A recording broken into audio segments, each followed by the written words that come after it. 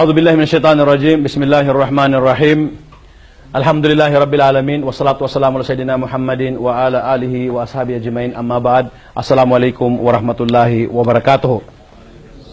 Mga brothers, ito ay pangatlong sesyon na natin. Pero anyway, ang nangyayari kasi, halos every session natin may mga bagong estudyante. Nung dumaan na session, repeat namin, pero ngayon, dumami ulit ang estudyante. Parang mahirap na siguro kung i-review uli. Pero gagawin ko na lang, i-brief ko lang siya ng madali yung dumaan na mga sesyon. For the sake sa mga bago na mga estudyante. Unang-una, sabi ko noon, na itong Arabic language ay importante na pag-aralan natin. Dahil sa ito yung letters o language na nakasulat doon sa Quran. So kung marunong tayo, matuto na tayo ng Arabic language, paano ang pagbabasa, pagsusulat, madali sa atin yung pagbasa ng Quran. Kaya natin basahin ng Quran sa Arabic na pagkasulat. At saka, in the future, pag natuto na tayo ng Arabic, matututo tayo, kaya natin makipag-conversation sa mga kapatid natin ng mga Arab, at saka kaya natin intindihin ang meaning ng Quran doon mismo sa tafsir. Kasi sa translation sa English, mayroon siyang minsan kulang ang pagka-explain, hindi talaga tulad ng tafsir na sa Arabic talaga na pagka-explain na very clear talaga ang explanation niya. So kung marunong ka ng Arabic, kaya mo magbasa ng tafsir, yung explanation sa Quran. At saka, yung iba pang mga books tulad ng mga pinag-aaralan natin ngayon na mga fiqh, mga hadith, kung ano pa na mga subject, kaya natin siyang basahin sa Arabic, kaya natin siyang intindihin sa Arabic dahil marunong na tayo ng Arabic. So yun yung isa sa mga some of the reasons na kailangan matuto tayo ng Arabic. So ang Arabic letters, ayon sa natikap natin nung dumaan, na meron tayong 28 letters sa Arabic language. 28 letters from alif to ya na nasa sa baba pang ya. So ito yung mga letters niya. Babasahin ko sa inyo para malaman niyo kung paano ang pag-pronounce. Alif, then may nakasulat dito sa mga transliteration. Alif, ba, ta, tha, jim, ha, kha, dal, dhal, ra, zay, sin, shin, sod, dod, ta, dha, ain, ghain, fa, qaf, then, kaf, yon, qaf, letter Q, qaf. Makikilala niyo ang mga letters sa pamamagitan ng first letter niya. Qaf, kaf, lam, mim, nun, ha, waw, ya. So, paano mo siya malalaman sa English? Ito mga letters na nasa unahan. Yun na yung sa English. Sabi, tulad nito, kaf, ito na itong letter K. Lam, ito na yung letter L. Mim, letter M, nun, ha, waw, ya. Kung mapapansin nyo, mayroon tayong dalawang ha. Ito na ha. Ito yung ha na ha, ganun. Dito siya kinukuha dito sa lalamunan. Ha. Mayroong hindi. Ganun lang, prolong yung pronunciation sound niya. Yung isa namang ha, ito. Ha. Ha. Ang ha na ito, ang sound ay ha. Ganun. Then yung isa ay ha. So pareho lang sila, pero magkaiba lang ang pronunciation. Puro sila H, ayan, no? And then, next.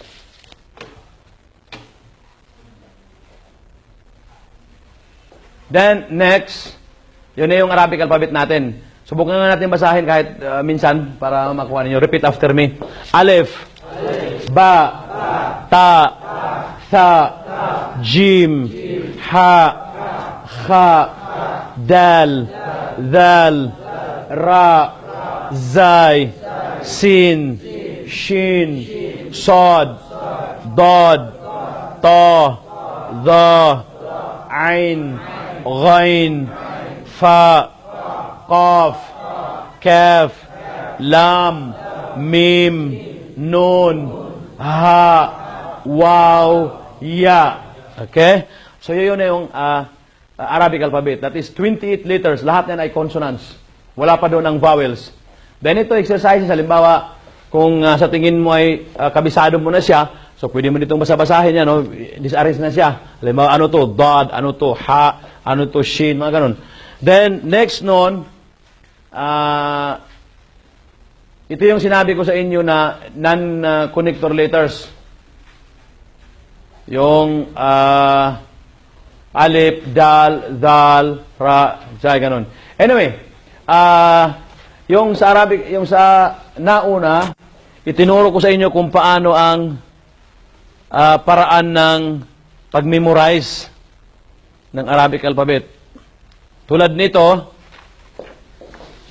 inarrange ko nung una, tinuro ko sa inyo kung paano ang pag-memorize. Pag mapansin ninyo, huwag nyo nang isali itong first letter, merong next, dito makikita niyo ang first 3 letters na magkakapareho ang kanilang hitsura.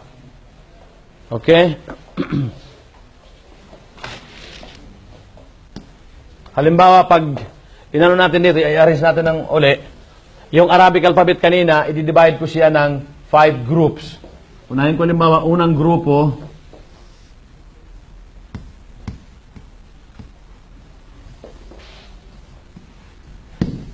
ba, ta, ta,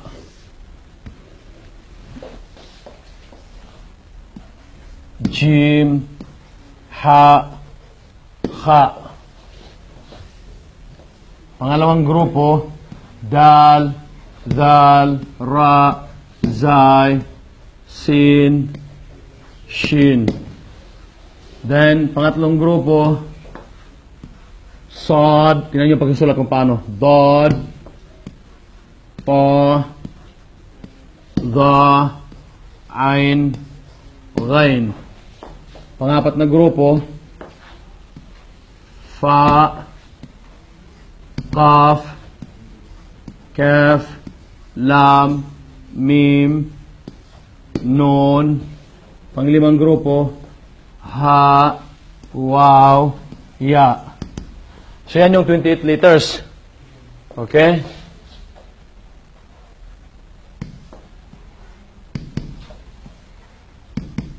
So ngayon, ang purpose ko nito na dinivide ko sa 5 grupo, wahid, ithnain, talata, arba, khamsa, para sa madali ang pag-memorize. Kasi yung tulad natin ng mga medyo bata pa, matatanda na, nahihirapan na tayo mag-memorize. So ang paraan na ito ang technique niya, na kung obserbahan ninyo, dito sa first 3 letters, ang iba sa inyo baka sabi mo, mga isang buwan ko pa itong i-memorize, kaya isang linggo o ilang araw pa. Pero kaya niyang i-memorize kahit ngayon, inshallah. Paano ang paraan nun? Tandaan nyo lang ito. Sa first 3 letters, na sabi ko nung una na meron siyang, para silang mga hitsura ng bangka, para mga bangka na yung walang katig. Ganun lang. Kung tingnan mo, ang isa may isang pasahero nasa ibaba, ang pangalawa nasa itaas, 2, 3. Then, tandaan mo lang ang pangalan ng letters nito. Ito ay ba, ta, sa. Ba, ta, sa. Then, merong another 3 letters na para sa mga seahorse. Okay? Na ang una ay ito, jim, ha, kha. Jim, ha, kha. So, pag i-memorize natin, napakadali lang. Imagine mo lang, sabi mo, ba, ta, sa. Jim, ha, kha. Memorize mo lang. Ba, ta, sa. Sabayan nyo. Ba, ta, sa. Jim, ha, kha. Again. Ba, ta, sa. Jim, ha, kha. Next line. Merong 2 letters na full curve na magkapareho ang itsura. Ang una walang tuldok, ang pangalawa merong tuldok. Dal, dal. Dal, dal. Next again, 2 magkapareho ang itsura. Half curve, ra, zay, ra, zay. And another 2 letters, kaya magkapareho yung itsura, may tuldok dito doon, wala. Sin, shin, sin, shin. Yala, dal, dal. Sige. Dal, dal. Ra, zay. Repeat after me. Dal, dal. Ra, zay. Sin, shin. First line. Ba, ta, sa, jim, ha, kha. Next line. Dal, dal, ra, zay, sin, shin. Third line, makikita nyo, pareho rin ang itsura, oh. Para mga balyena. Sod, dod. Sod, dod. So, pag may mara sabi, ano yung third line? Mga balyena. Sod, dod. Then, next, ito, mga malaki mga tiyan. Sabi mo, ba, ta, the. Ta, the. Then, Ain, Gain. Yung mga pangit na mga ulo nila. Ain, Gain. So dahil dito, hindi mo makakalimutan, mamimemorize mo siya. Sabi yung mga balyena, then mga malaking tiyan, parang yung teacher namin, then Ain, Gain, yung mga ulo. Sabi mo, Sad, Dod, Ta, The, Ain, Gain. Yala. Sad, Dod, Ta, The, Ain, Gain. Next line, pareho rin. Ang una, dalawa ang tuldok. Isa lang ang tuldok. Ang pangalawa, dalawang tuldok. Then, fa, kaf, next, kaf, lam, mim, nun. Again, fa, kaf, lam, mim, nun. Yala kayo. Kaf, lam, mim, nun. Then, last line, ha, waw, ya. Ha, waw, ya. So, ulitin natin. Ito na yung paraan ng pag-memorize. Kung sino sa inyo nakamemorize, alhamdulillah, okay na. Yung hindi pa nakamemorize, sabi mo, paano memorize yan? Alif, bata, sa, jim. Hindi mo memorize talaga nun. Alif, bata, sa, jim, haka, alif. Mahirap. So, itong technique natin. Una, isipin muna one line. Concentrate to first line. Sabi mo, bata, sa. Imagine mo yung parang sound niya, ba? Parang nahihinig ka ng awitin lang. Bata, sa, jim, ha, ha. Second line, dal, ra, zay, sin, shin. Third line, sad, dad, ta, da, ain, gain. Fourth line, fa, kaf, lam, mim, nun. Last line, ha, waw, ya. Again, ano yung first line?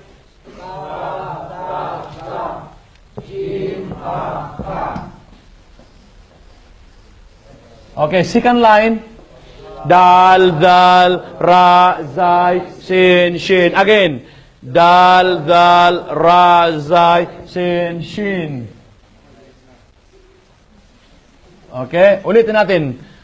Bata, sa, jim, ha, ha, dal, ra, zay, sin, shin. Third line, sad, dad, ta, da, ain, gain. Again, sad, dad, ta, da, ain, gain.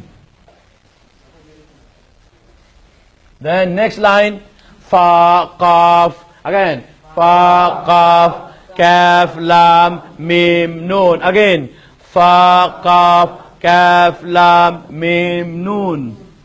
Then, last, ha, waw, ya. Dito, fa, kaf, lam, mim, nun. Then last one, ha, waw, ya. Okay? So, wala na. Ulitin natin. Ang first line, bata, sa, jim, ha, ha. Second line, dal, ra, zay, sin, shin. Third line, sad, dad, ta, da, ain, gain. Fourth line, fa, kaf, lam, mim, nun. Last line, ha, waw, ya. Ang gagaling ninyo, no? Memorize nyo kagad. Okay. So, next, ngayon, nakuha na natin ang Arabic alphabet. Now, we have 28 letters. Alam na natin kung paano babasahin, ang pronunciation, at saka nakuha natin ang technique kung paano ang pag-memorize. Ngayon, ang isunod natin, nakuha na natin ang pagbabasa. Ang next, anuhin naman natin kung paano ang pag-apply ng mga vowels. So, sa vowels, napagkala natin ng consonants, dito naman tayo sa vowels. Sa vowels, mayroon tayong 6 vowels. Sa Arabic, mayroon tayong 6 vowels. Okay, palitan natin. Mayroon tayong 6 vowels. So, we have, in Arabic, we have 6 vowels. 3 short vowels and 3 long vowels. Unahin natin ang 3 short vowels. So, meron tayong 3 short vowels. Ano? Ang 3 short vowels, una ay fatha. Pangalawa, kasra. Pangatlo, dhamma. Ang example nito, una yung fatha. Halimbawa, ang letter mo ay alif. Ang sinasabing fatha, ito yung fatha. Yung symbol na nasa ibabaw. Yun yung fatha. Yan. Then, yung kasra, halimbawa ito yung letter mo, alif, yung symbol na nandito sa ibaba. Yan ang kasra. Pareho lang sila, yung fatha sa kasra, parehong itsura, pero nasa ibaba ang kasra, nasa taas ang fatha. Ngayon, ang damma, ganun pa rin, mayroon kang alif, na may nakapatong sa itaas na parang maliit na waw. So, ang sound nito ay U. So, meron tayong A, I, U. Tatlo lang ha, hindi tulad ng Tagalog na merong A, I, U, U. May I na malambot, may I na matigas. Hindi, pero dito, tatlo lang, A, I, O. So, paano natin gagamitin itong fatha, kasra, damma? Tandaan yung word, fatha, kasra, damma. Ang fatha, ang sound niya ay A. Ang kasra, ang sound niya ay I. Ang damma, ang sound niya ay U. A, I, O. Halimbawa, meron ka ng alif. Ano? Alif, then another alif. Siyempre, ano ito? Alif. Nung paglagyan mo siya ng fatha, hindi na alif. A. Tulad halimbawa, okay. Tapos, pag nasa ibaba, kasra, ang sound ay I. Pag ganito, damma sa ibaba, itaas, damma, U. So, A, I, O. Pag i-apply natin sa ba, ganun pa rin. Ba, be, bu. Kung halimbawa sa wow, may tatlo kang wow, wa, we, wo. Ganun lang, very simple. Wa, we, wo. Ganun lang, mabilis. Mabilis, basta kailangan yung utak ninyo, pabilisan din ninyo. Katsap kagad, tak, xerox kagad, gano'n lang yung style ninyo. Pag mo lang isipin na, matanda na ako. Hindi, wala. Basta, napakadali lang. Pag may isipin, sabi mo, ang utak mo ay kidlat. Mabilis ang teacher eh. Okay? Yun. Nakakain ng mabuti ang teacher ngayon eh. Anyway, so yun siya. So lahat na ng letters, gano'n ang pag-apply. Lahat ng letters, pag nilagyan mo ng mga symbol na yan, gano'n ang pag-apply. Ngayon, meron akong idadagdag dito na although hindi siya kasama doon sa vowels, pero dagdag siya na symbol para madali ang pagbabasa. Ang sukun. Ano naman ang sukun? Halimbawa, ito yung ba, letter ba, nakapatong na ganyan, parang circle na maliit. Circle na maliit, ito ang sukun. So, ang sukun, hindi siya makakapagbigay ng sound. Hindi siya makakapagsalita. Dahil ang meaning ng sukun ay vowel-less. Walang vowel. Wala siyang vowel. Di tulad nito, halimbawa, tulad nito, sabi mo, may ba. Dito naman, bi. Dito naman, bu. Siya, wala. Ganun lang. So, ang gamit nito, halimbawa, gusto mo magsabi ng dib-dib. Dib-dib. Paano mo yung Arabic yun? Ito yung dal. Then, kasra, di. Di. Pag ilagay mo ng ba, so, gamitin mo itong sukon. Magiging dib. Yan ang purpose ng sukon. Dib. Ngayon, another D plus D. So, dib-dib. Okay? Dib-dib. So, ganun, yan ang purpose ng sukon. Dib. Pag ginawa mong fatha, sabi mo, diba? Diba? So, diba? Okay? Lagyan mo pa ng another D, tapos dibo. Ganun damma. So, diba, dibo. Tingnan mo. So, ganun lang. Okay? Nakuha, mabilis ba? Pero naintindihan, hindi? Okay, mga galing pa kayo sa akin, mga engineer kayo eh. Okay? So, after that, matapos itong short vowels, merong 3 long vowels. 3 long vowels. Ano naman yung 3 long vowels? Simple lang. Gagamit lang tayo ng alif, ya, at saka wow. 3 letters. 1, 2, 3. Alif, ya, at saka wow. Ito gagamitin natin na pang long vowels. Paano siya gagamitin? Tulad itong patha, ganyan. Paano mo basahin yan? Ba. Short lang ha. Huwag niyo sabihin na ba. Kasi ang nakalagay dito ay short vowel. So ang sound ay ba. Ngayon, kung gusto mo siyang pahabain, gagamit natin itong alif. Dahil long vowel siya eh. Lagyan mo ito ng alif. Sabi mo, ba. Huwag mong basahin ng ba. Kasi merong alif. This is ba. Ngayon, ito naman, B. Pag gusto mo siyang i-prolong, B, gamitin natin ng ya. So, magiging B, ba, B. Huwag mo itong basahin ng B kasi alif ang nandyan. This is ba, and then B. Then, pangatlo, yung bu. Gamitin mo ang wow, haba siya. Bu. Ba, bi, bu. Bu, bi, ba. So, ngayon, kahit tanggalin ko man ito, kahit tanggalin ko ang fatha, ang pagbasa mo niyan ay ba pa rin. Kasi alam mo na ang alif, siya ay prolong nung fatha. Long vowel nung fatha. Okay? Ganon din dito sa baba. Itong B, pag tinanggal ko ito, hindi mo siya babasahin ng ba, hindi mo babasahin ng bu, dahil alam mo na mayroong ya dito. Na ang ya ay pang-prolong ng kasra. So kahit walang nakalagay ng kasra, tingnan ninyo mga newspapers, mga magazine, walang vowels doon.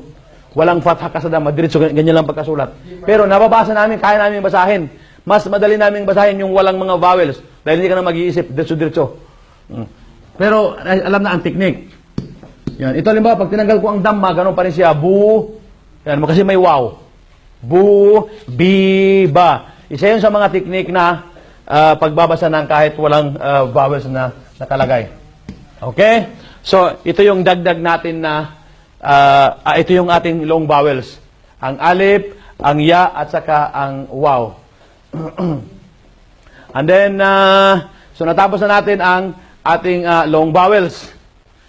Nakuha na natin kanina ang mga short vowels at ngayon naman ay ang long vowels. Nakuha nyo na.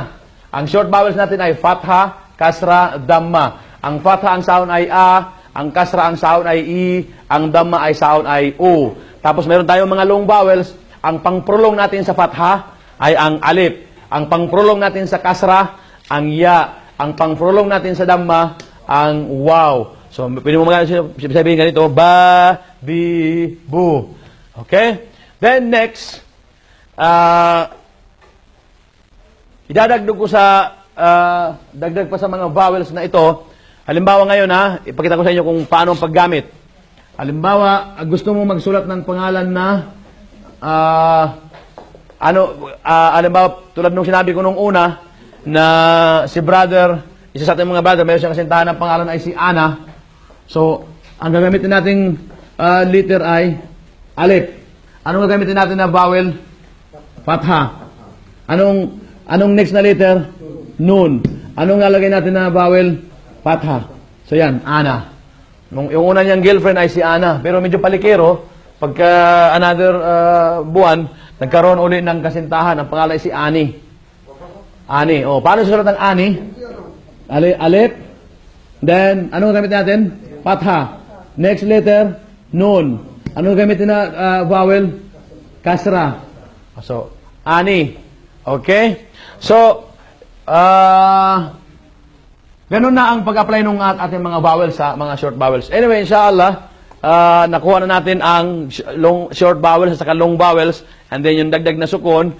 Sa next uli natin na session, yung iba pang mga dapat nating malaman na mga symbols, inshallah. Assalamualaikum warahmatullahi wabarakatuh. اللهم لا سهل إلا ما جعلته سهلا اللهم لا سهل إلا ما جعلته سهلا اللهم لا سهل إلا ما جعلته سهلا وأنت تجعل الحزن إذا شئت سهلا وأنت تجعل الحزن إذا شئت سهلا